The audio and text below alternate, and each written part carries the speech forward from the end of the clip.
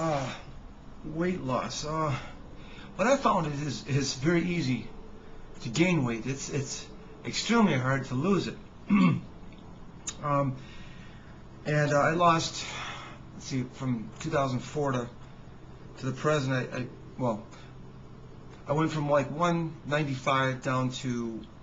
I've been down to 160 before. I'm hanging around 165, 170 now. Just kind of almost experimenting to see just how skinny I can get, see how healthy it looks, and it's just a little too skinny. 160 and about 170 is about right. But that's a very hard thing to do, is controlling or losing weight. It's one of the hardest things I've ever done, actually. And what I did, I kind of have a simple approach about weight loss, and that is that if on a scale you eat a sandwich, it weighs this much, well, you're going to weigh that much when you eat it. So it's basically food is weight, water is weight, and yes, so water is temporary. You drink a gallon of water and you weigh more, and then you pee it out and it's gone. So there's I kind of simplify it without all the carbohydrate, with all these kind of different diets that are out there. It's just like it's too complicated, so I just try to simplify it and say, listen, if I want to lose weight, I should stop eating. And that's a very hard thing to do. It's a lot easier said than done.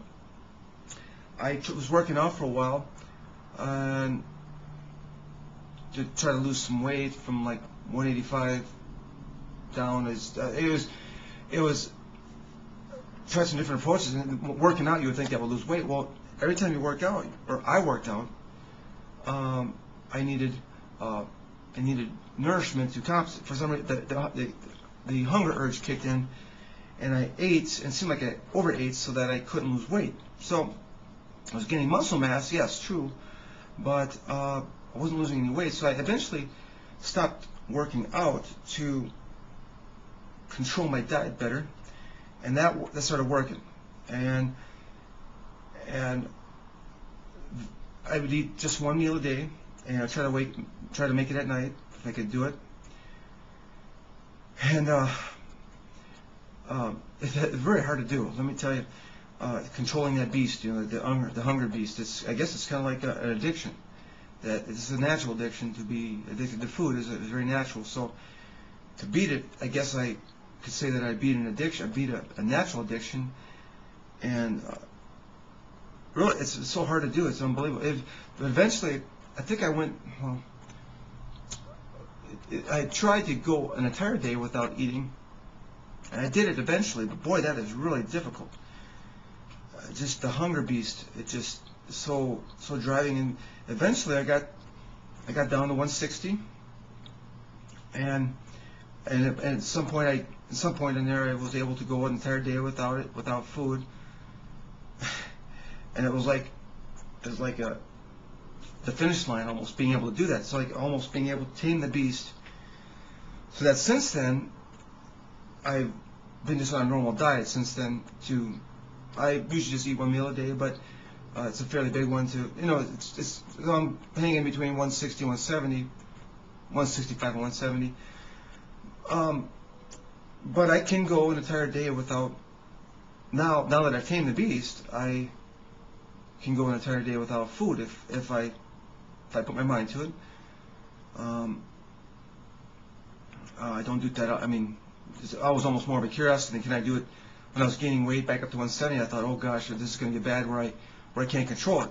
Well, it turns out I can go back down, up and down, no problem now. Now that I've controlled now that I've tamed the beast, I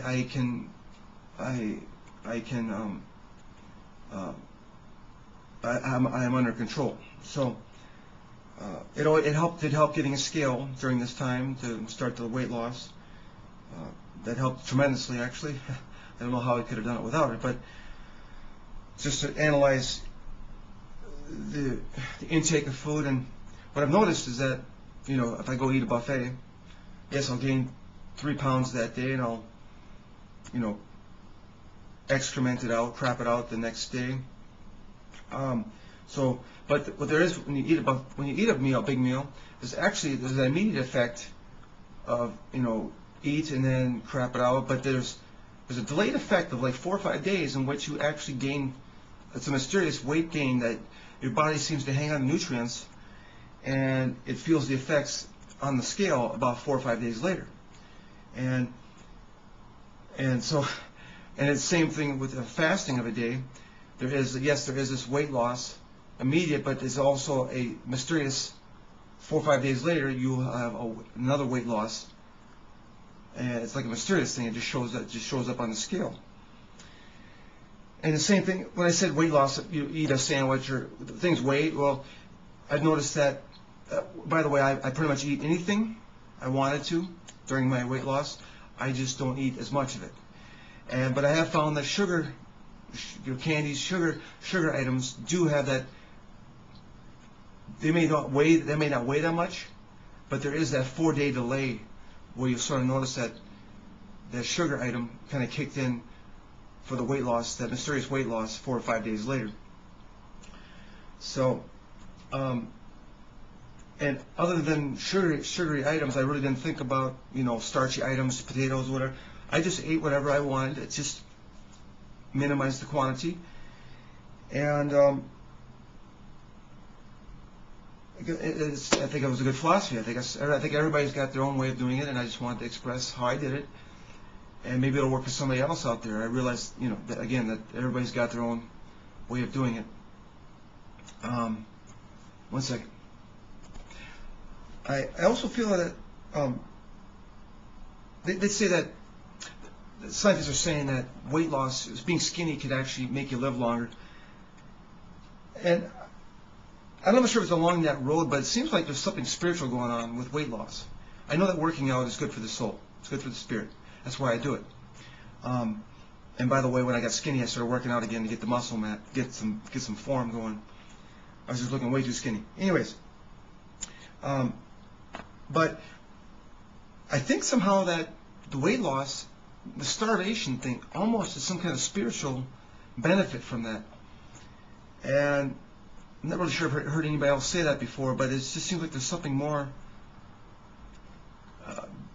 besides the pride the pride of losing the weight that I did, and the being able to control it now. It seems like there's some kind of spiritual benefit to what I did. They're like I say, most things that I do, there's 2 or 3 or 4 reasons for what I do, and some of them aren't so apparent. So, so that's my weight loss.